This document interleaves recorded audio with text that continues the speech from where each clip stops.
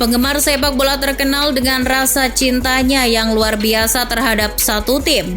Mereka acap kali sangat begitu sentimental dan ekspresif ketika menyangkut tim yang mereka bela. Salah satu wujudnya adalah bernyanyi di dalam stadion. Tentu bernyanyi di stadion adalah kebiasaan yang amat lekat dengan budaya supporter bola. Bukan hanya di Indonesia, tapi juga di seluruh dunia. Umumnya, supporter akan mulai bernyanyi ketika salah satu supporter yang menggunakan pengeras suara memulainya. Nyanyian juga bisa mulai dari salah seorang yang didaulat sebagai pembimbing supporter. Sejarah mencatat, nyanyian supporter sepak bola ini bermula dari abad ke-19. Apa yang mereka nyanyikan kala itu? Kebanyakan adalah lagu-lagu rakyat dari teriakan perang yang bisa menandai satu kelompok tertentu. Lalu sekitar tahun 1960-an, nyanyian dalam pertandingan ini mulai berkembang. Salah satunya adalah mulai menyanyikan lagu-lagu khusus sebelum kick-off.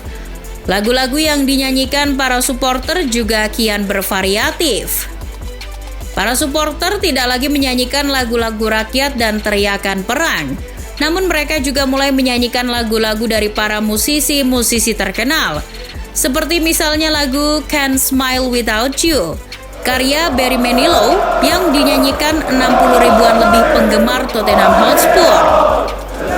Seorang sosiolog dan sejarawan sepak bola dari Universitas Cambridge, Colin Sindler, mengatakan bahwa nyanyian para supporter sepak bola sangat mirip dengan gereja. Pria yang juga penggemar Manchester City itu mengatakan pada media Inggris Standard bahwa ia menemukan salinan selembaran lagu yang dibagikan koran Inggris Daily Express. Lembaran yang ia temukan itu adalah lagu The Happy Wanderer dan A Bit With Me. Konon dua lagu itulah yang dinyanyikan supporter saat final Piala FA tahun 1950-an. Bernyanyi di stadion pada era perkembangannya menjadi sangat menggembirakan. Begitulah kata fotografer dokumenter Stuart Roychard. Ia adalah seorang fotografer yang menghabiskan tak kurang dari 30 tahun merekam suasana pertandingan di Home of Football alias Stadion Wembley. Singkat kata, mengapa para supporter ini melakukannya selain tentu saja untuk kegembiraan. Nyanyian supporter di stadion sejatinya lebih dari sekedar kegembiraan. Bisa jadi ada tanda-tanda khusus yang disampaikan oleh pemain kedua belas tersebut. Makanya mereka bernyanyi. Salah satunya yang paling mungkin adalah reaksi terhadap wasit. Setiap pertandingan sepak bola kadangkala ada keputusan wasit yang membuat para supporter tidak terima. Tentu saja jika keputusan itu merugikan klub yang mereka bela. Sudah pasti para supporter ini akan menunjukkan ketidaksenangannya terhadap wasit, salah satunya dengan bernyanyi. Wasit biasanya tidak akan merespon nyanyian itu dan tetap terlihat kalem dan berwibawa. Namun beberapa kesempatan wasit justru membalas nyanyian tersebut. Di Coupe de France tahun 2021 misalnya, saat pertandingan klub kasta kelima Stade Poitevin bertemu klub Ligue 1 Lens di Stade Michel Aman. Wasit yang memimpin bernama Jérôme Miguel Gori mendapat nyanyian yang bernada hinaan. Perkaranya, Miguel Gori memberikan kartu merah pada pemain Poitevin, César Neto, yang menginjak pemain Lens, Corentin Jean. Alih-alih tenang, Miguel Gori justru menanggapi nyanyian bernada cibiran terhadapnya itu dengan sedikit tengil. Ia membalas ejekan penonton itu dengan meletakkan tangannya ke telinganya, persis seperti selebrasi seorang pemain. Selain bentuk reaksi terhadap wasit, para supporter melakukan nyanyian di stadion adalah bertujuan untuk memupuk mental tim kebanggaan. Dari sinilah peran pemain kedua belas itu benar adanya. Nyanyian para supporter ini bisa memupuk mental dan semangat tim sekalipun posisi tim sedang terpuruk.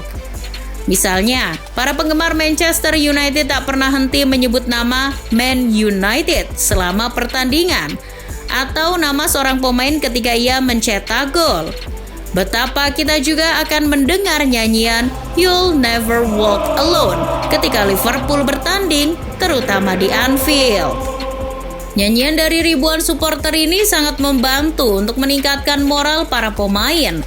Maka dari itu Manchester United makin sakit tak terperi ketika para supporternya justru berduyun-duyun keluar dari Old Trafford saat setan merah dilumat Liverpool 5-0. Di samping pengaruhnya pada mentalitas tim, nyanyian para supporter ini juga sanggup meningkatkan kepercayaan diri pemain.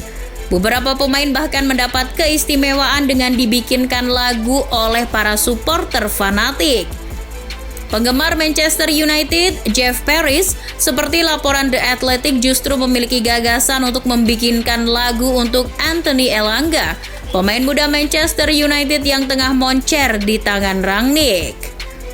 Dengan mengikuti nada Rhythm is a Dancer dari grup musik Snap dan penambahan lirik oleh penggemar lain, lagu untuk Elanga itu pun tercipta. Pemain Tottenham Hotspur yang baru datang dari Juventus, Dejan Kulusevski, selain mendapat gaji, juga mendapat hadiah lagu dari para supporter Spurs. Lagu itu oleh para supporter diberi judul Abbas Gimme, Gimme, Gimme.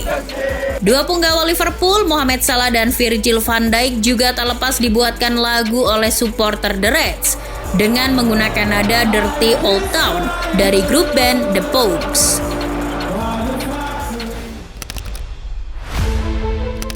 Bermain di kandang tentu menguntungkan untuk supporter yang bersangkutan. Supporter dari tim yang bermain di kandang akan sekuat tenaga menciptakan situasi yang sama sekali tidak bersahabat bagi tim lawan atau tim tamu. Biasanya yang paling sering para supporter akan melempar ejekan pada satu pemain lawan, terutama apabila pemain lawan itu sedang mengalami nasib yang buruk karena pemberitaan yang menyeretnya ke hal-hal yang memalukan. Contoh lainnya bisa dengan mengganggu pandangan pemain menggunakan laser. Namun yang paling emosional dan sangat agresif adalah mereka bernyanyi di stadion. Hal itu akan menciptakan atmosfer mengerikan di stadion yang membuat nyali pemain lawan ciut. Nyanyian oleh para supporter di dalam stadion ini juga bisa menjadi momentum menyatukan semua elemen dalam supporter bola. Mereka setidaknya punya satu misi yang sama, mendukung satu tim. Maka nyanyian dalam stadion tersebut membuat mereka saling membaur satu sama lain. Tak jarang jalinan persahabatan pun terjadi antar supporter. Mereka yang jumlahnya ratusan sampai ribuan itu akan saling bertemu, bercengkrama dan bernyanyi bersama. Hal inilah yang pada akhirnya mampu menciptakan basis supporter yang lebih luas.